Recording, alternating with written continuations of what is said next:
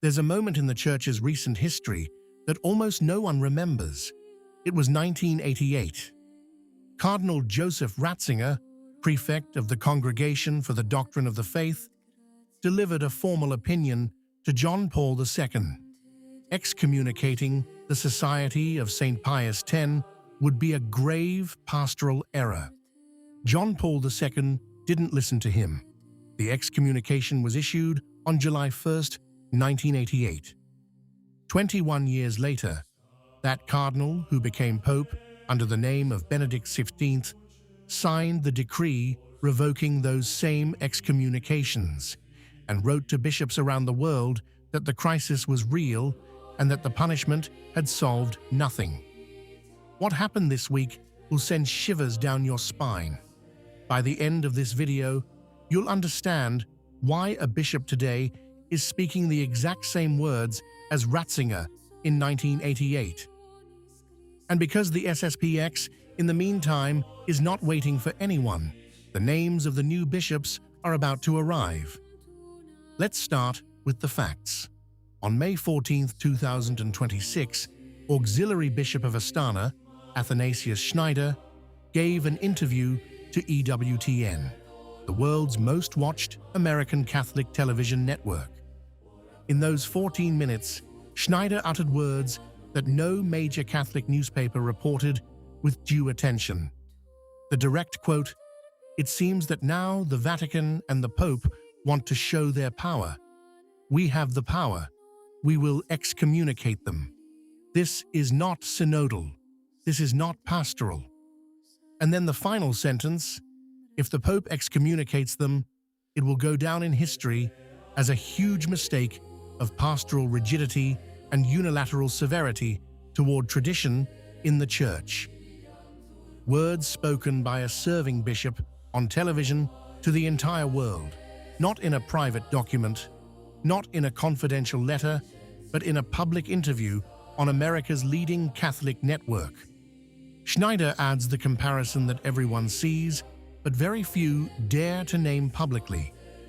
The Vatican is showing indulgence towards the German synodal path, which for years has exceeded the limits of the magisterium on blessings, celibacy, and female ordination.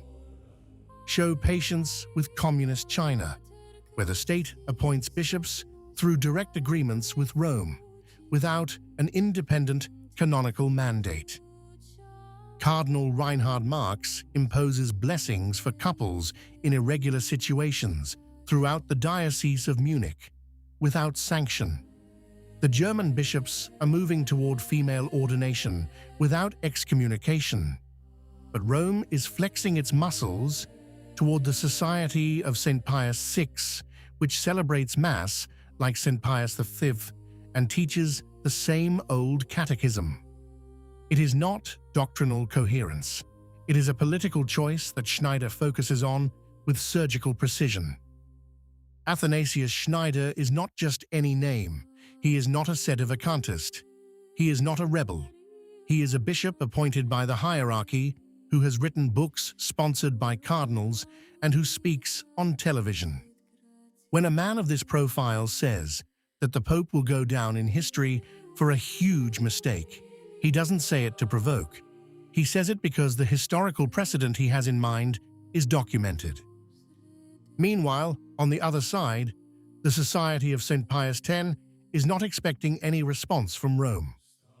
An official registration website has recently been launched for the Episcopal consecrations on July 1, 2026, in Econ, Switzerland. The program is public and detailed. Holy Orders on June 29th, First Masses on June 30th, Episcopal consecrations on July 1st, Pontifical Mass of the new bishop on July 2nd. Registration is required for the faithful, clergy, accredited journalists, and organized groups. The announcement specifies that the names of the future bishops, along with their biographical profiles, will be announced shortly. This isn't a statement of principle. It's an organizational machine already in motion, with tens of thousands of faithful booking their services right now. And this is the fundamental difference from 1988. In July 38 years ago, Lefebvre's 4 bishops were known only to insiders. Today, the names of the new bishops will be published with biographies, photos, and public profiles, and their consecration will be broadcast and followed by millions of faithful around the world through YouTube channels and social media. But there's something the headlines haven't revealed. Schneider in 2026 and Ratzinger in 1988 are saying 38 years apart exactly the same thing. Ratzinger lost the internal debate. The excommunication was issued on July 1st, 1988. And then it was all to no avail. The fraternity didn't dissolve. It tripled in number, from 200 to over 700 priests. Benedict XVI in 2009 revoked those excommunications and wrote that turning one's back on a part of the ecclesial community had been a mistake that had solved nothing. Rome knows this, and it knows it very well. A new excommunication in 2026 won't stop the fraternity. On the contrary, it could give it the same global visibility as in 1988, with an even more striking result because the number of faithful traditionalists today is incomparably larger and social media amplifies every statement in real time. In 1988, news of the excommunication reached the newspapers and news agencies. Today, it would be on YouTube in 30 seconds, on X in 5 minutes, on Telegram channels in an hour, with comments, analyses, and reactions from millions of followers around the world. Anyone who wants to flex their muscles should know that the audience has changed. I'll say something that very few have the courage to express. If Rome issues the excommunication on July 1st, 2026, that excommunication will already be challenged on canonical grounds. The experts who cite Canon 1323 of the Code of Canon Law, the state of necessity as a cause excluding late sententiae punishment, have arguments that Rome has not yet publicly refuted. It's worth dwelling on this point. A bishop who gives an interview like this on EWTN knows someone at the Vatican will be taking note. He knows there will be consequences, and he chooses to speak out anyway because he believes the stakes are too high for silence. Schneider didn't oppose the consecrations themselves. He attacked the logic of flexing one's muscles. This isn't solidarity with the society.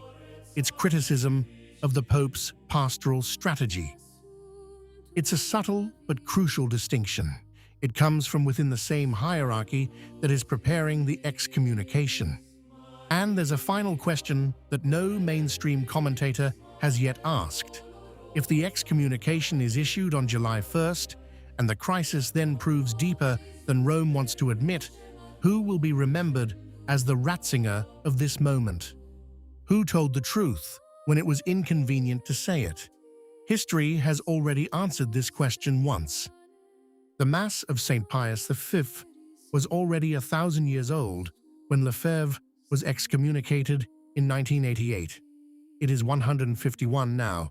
It will be 1110 when this crisis becomes a footnote in the history books. Tradition does not need crisis to survive.